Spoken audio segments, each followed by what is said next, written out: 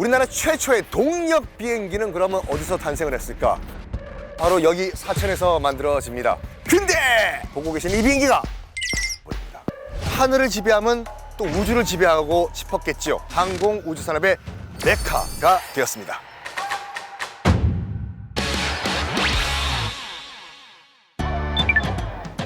여러분 안녕하십니까. 아는 만큼 보인다 고! 차글투어의 썬킴 인사드리겠습니다. 저는 지금 경남 사천공항에 나와 있거든요. 갑자기 왜 생뚱맞게 사천공항에 와 있냐 궁금하시죠? 그 힌트는 공항 안에 있거든요. 한번 공항 안으로 들어가 보겠습니다. 짠! 이게 힌트거든요, 피디님. 뭔가 독특한 거, 특이한 거 없을까요? 그렇죠. 인류 최초의 비행기는 1903년도에 라이트 형제가 만든 플라이어호였습니다. 왜 이 모형 비행기는 사천공항에 있을까요? 물론 공항마다 비행기 모형들은 있어요. 하지만 이 사천공항과 비행기는 어마무시한 연관 관계가 있습니다. 궁금하시죠? 지금부터 공개하겠습니다.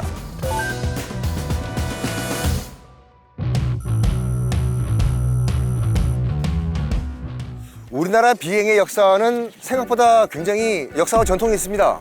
최초로 하늘을 날았다라는 공식적인 기록은 1592년 비차, 나르는 차죠. 대나무로 뼈대를 만들고 연같이 만들었어요. 배를 툭툭툭 치면 펄럭펄럭펄럭 날았다라고 해요. 한 번에 4명씩 탈 수 있었다고 하는데, 그런데 제대로 된 비행기라고는 볼 수가 없어요. 왜냐면 동력이 없었기 때문에. 지금으로 치면 그냥 큰 글라이더 정도? 그러면 우리나라 최초의 동력 비행기는 그러면 어디서 탄생을 했을까? 그런데 말입니다. 이 사천과 이 비행기는 어마무시한 연관 관계가 있어요. 맞습니다. 우리나라 최초의 비행기가 바로 여기 사천에서 만들어집니다.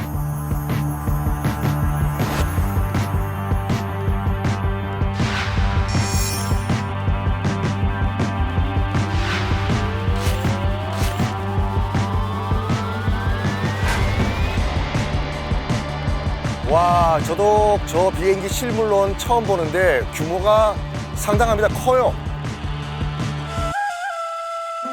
당시 이제 이승만 대통령이 6.25 전쟁으로 폐허가 된 대한민국이요, 부활하라는 뜻으로서 친필로 부활이라고 이 비행기 이름을 명명을 합니다.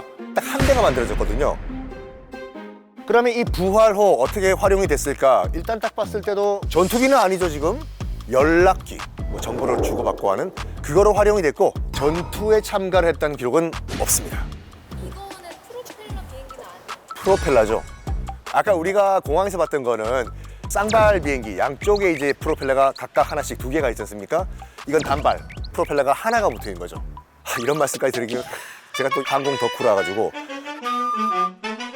간단하게 여러분들, 비행기가 뜨기 위해서는 양력이 필요해요. 양력이 뭐냐면 날개 밑에 공기압이 더 강하고 위에 기압이 옅어버리면은 이게 붕 이렇게 날개가 뜨겠죠. 이게 양력이라고 하거든요.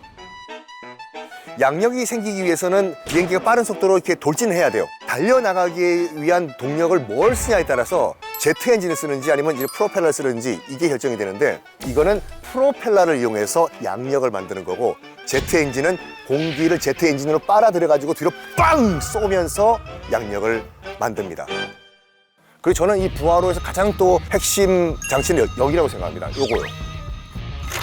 여기서 뭘 하냐? 전단지 이렇게 뿌려요. 그 멀리서 봤을 때는 응가하는 것이 보이지 않습니까?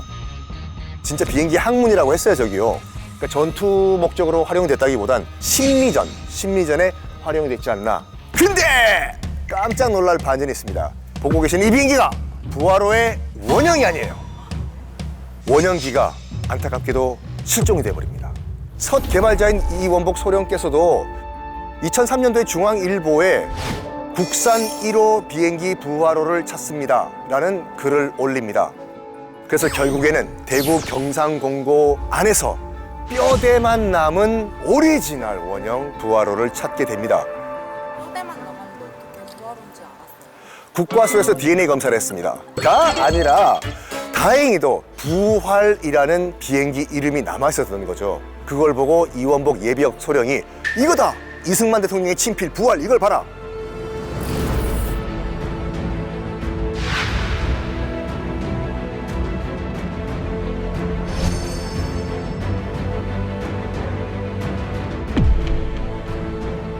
이거는 원형이 아니라 개량 복원기입니다. 총 2대가 개량 복원이 됐는데 한 대는 경남 테크노파크에 지금 전시 중이고 한 대는 여기에 있습니다.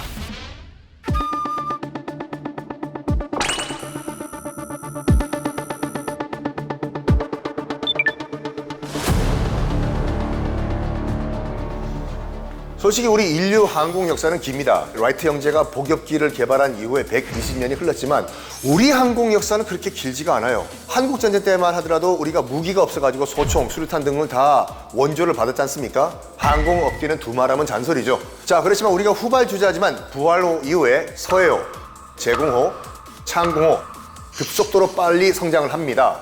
자, 이렇게 시간이 흐르면서 90년대부터는 우리가 제작뿐만 아니라 우리가 만든 항공기를 수출까지 하게 됩니다.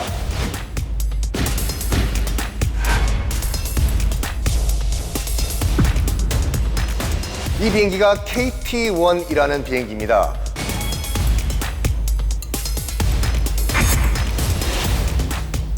사상 처음으로 첫 독자, 우리 기술로 개발한 훈련기이고 이 비행기가 우리나라 항공기 수출 시장을 열어준 고마운 효자 같은 비행기입니다. 현재도 우리나라 공군에서 훈련기로 활용을 하고 있습니다.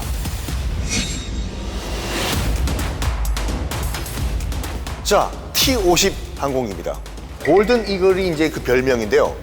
우리나라 최초의 초음속 비행기가 되겠습니다. 네, 근데 초음속이 뭐예요?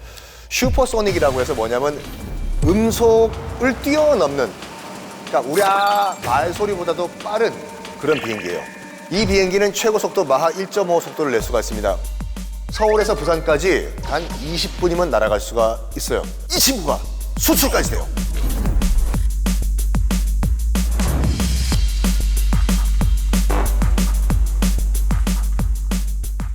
자, 이 비행기가 바로 FA-50 전투기입니다. 이 전투기의 별명은 파이팅 이글, 싸우는 독수리죠. 아까 보셨던 T-50 있지 않습니까? 그 훈련기를 업그레이드해서 전투기로 만든 버전인데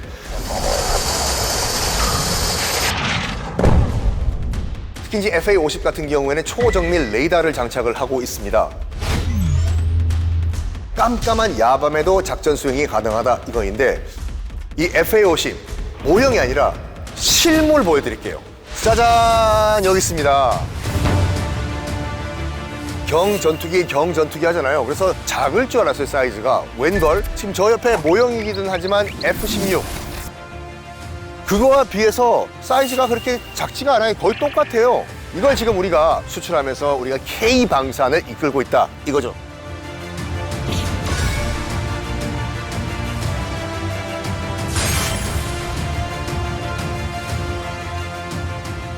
이렇게 FA-50을 거쳐서 그 이후에 항공 덕후로서 정말 가슴 떨립니다. 우리나라 항공 역사에 획기적인 사건이 하나가 일어납니다. 그 얘기는 바로 옆 건물에 가셔서 제가 설명드리겠습니다. 따라오시죠.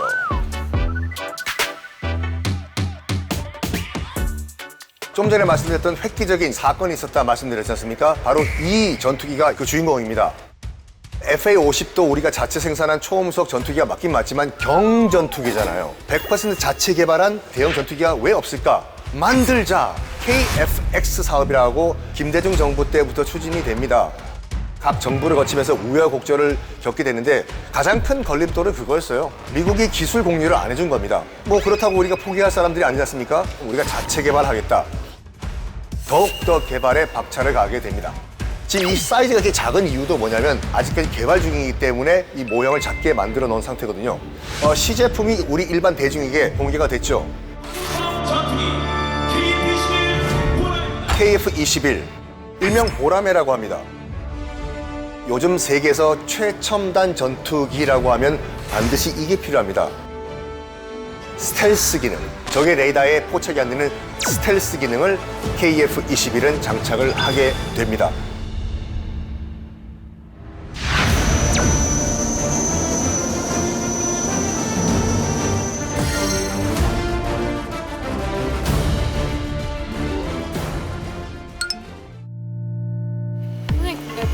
사천에 이렇게 많은 걸까요? 뭐 사실 좀 안타까운 역사적 배경을 갖고 있습니다. 원래 여기 사천이 일제시대 당시에 이제 일본군 공군 기지가 있었어요. 그리고 1945년 8월 15일 일본이 패망한 다음에 미군이 접수를 합니다. 미군 공군기지가 들어서면서 솔직히 많은 기술적 도움을 받습니다. 그러다 보니 부하로도 여기 사천에서 탄생하게 됐고 이 사천이 하늘을 지배하면 또 우주를 지배하고 싶었겠죠.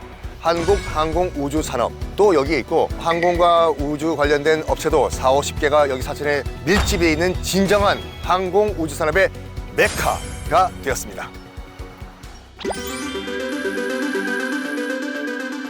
저는 지금 사천 첨단항공우주과학관 앞에 나와 있습니다. 5개월 동안 리뉴얼 과정을 거친 다음에 재개관을 했습니다. 첫 방문자가 바로 차클 투어다 이거죠. 세계 최초로 공개를 해드리겠습니다. 와, 우와.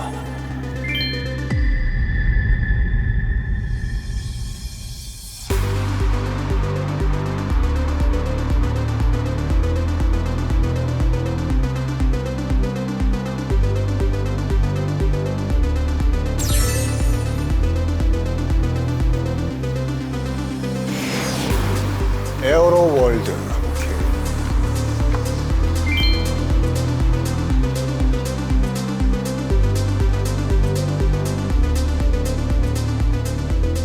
자, 저희가 이제 한국형 전투기에 대한 얘기를 나눴지 않습니까? 지금부터는 한국형 우주 발사체 얘기를 좀 나눠보겠습니다. 나로호와 이제 누리호, 요게 이제 우리 우주 발사체인데, 나로호 같은 경우에는 러시아와 기술 합작으로 만들었습니다.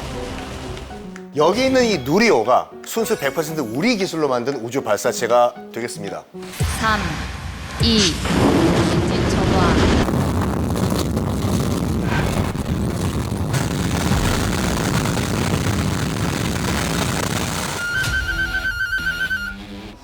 자, 지금 위성 발사 그 원리가 나와 있는데 지금 요 끝에 요게 이제 위성이거든요. 요거를 우주 궤도 위에까지 올려야 돼요. 올리기 위해서는 이 우주 발사체가 필요합니다.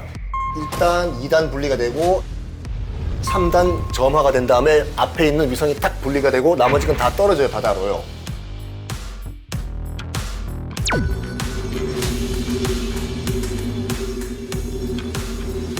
나로 누리호 이전에 위성은 어떻게 발사를 한 거예요? 위성 자체는 90년대 중반부터 이미 개발이 돼 있는 상태였어요. 위성은 개발했는데 그걸 우주로 올릴 수 있는 기술이 없다는 거. 그래가지고 우리가 러시아와 미국의 발사체를 빌려서 우리가 올라갔습니다. 이 누리호를 완성시키면서 우주에 실어 나르는 우주 발사체까지 완성을 한 거죠.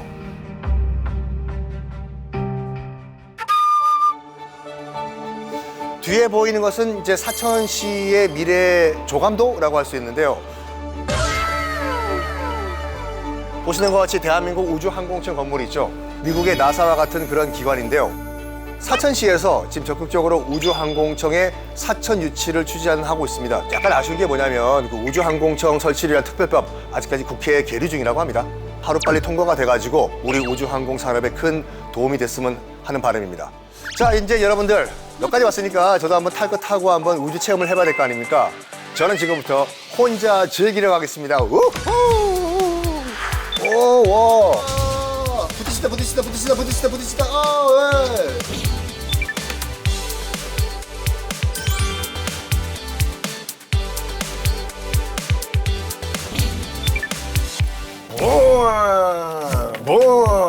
뭐.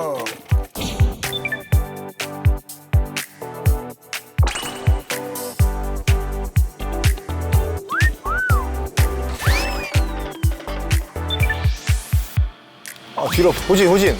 붕붕붕붕. 아이, 피디님 혼자 가세요, 서울. 나 여기 있을래. 오, 붕붕.